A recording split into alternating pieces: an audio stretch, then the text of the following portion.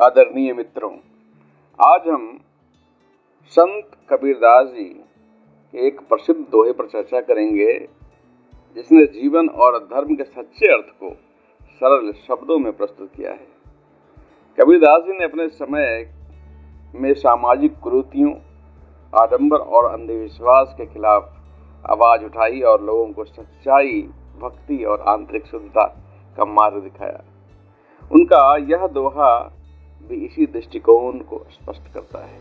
मित्रों, दोहे का बोल ऐसा है कि मुंड मुड़ाए हरि मिले, सबको ले मुड़ाए, बार बार के मुड़ते बेड़ न बैकुंठ जाए।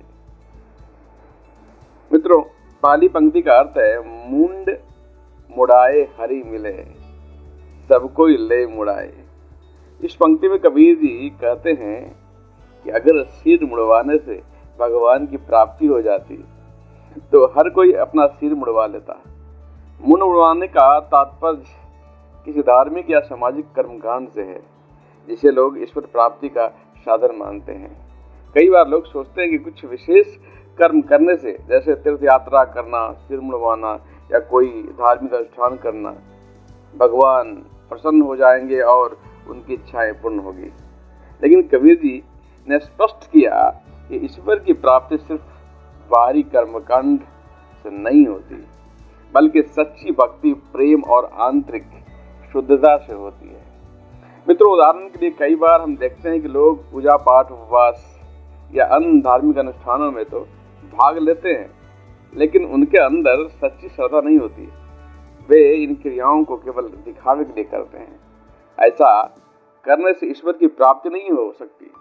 कबीर जी हमें समझाते हैं कि भगवान को प्रसन्न करने के लिए दिखावा नहीं, बल्कि वही आंतरिक रूप से और भक्ति की आवश्यकता है। दूसरी पंक्ति का अर्थ बार बार के मुड़ते बेड़ न बैकुंठ जाए।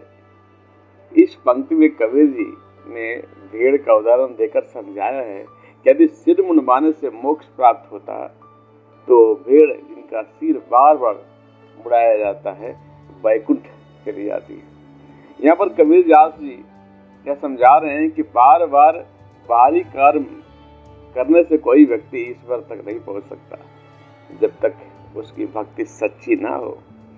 उदाहरण के लिए किसी व्यक्ति ने अगर जीवन में कई बार तीर्थ यात्रा की हो या उसने कई बार धार्मिक अनुष्ठान किया हो, लेकिन अगर उसके अंदर लोभ, क्रोध, अहंकार और अन्य बुरे विचार भरे पड़े हैं तो उसके एक कर्मकांड व्यर्थ है।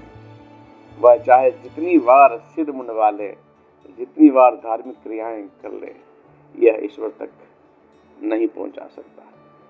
मित्रों, अगर आप संदेश देखें इस दोहे का कि मुख्य संदेश क्या है, तो कबीरदास जी का यह दोहा हमें सिखाता है कि केवल बाहरी कर्मकांड जैसे तीर्थ यात्रा, सिर मुंडवाना या उपवास रखना ईश्वर की प्राप्ति का साधन नहीं है। ईश्वर को पाने के लिए सच्ची भक्ति, आंतरिक शुद्धता और हृदय की निर्मलता की आवश्यकता होती है। अगर मन से कपट, अहंकार या अन्य बुराइयां आप अगर हटा देते हैं तो आपको ईश्वर की प्राप्ति अवश्य संभव है। मित्रों, इस तरह से हम इस दोहे का निष्कर्ष के रूप में निकाल सकते हैं, या इस दोहे का सार यह है कि हमें अपने बाहरी आचरण से अधिक अपने आंतरिक भावनाओं और विचारों को शुद्ध करना चाहिए। धर्म का सच्चा मार्ग वह है जो हमें सत्य, प्रेम और भक्ति की ओर ले जाए। बाहरी कर्मकांड तभी फलदायी होते हैं जब हमारे मन और हृदय में सच्ची श्रद्धा और समर्पण हो। इसलिए आइए हम इस दोहे से प्रेरणा लें और अपने जीवन में सच्चाई, प्रेम और भक्ति का पालन करें। इन्हीं शब्दों के साथ मैं अपनी वाणी को विराम देता हूँ। संत कबीरदास जी के चरणों में प्रणाम करता हूँ। आप सभी को नमस्कार करता हूँ। जय श्री राम।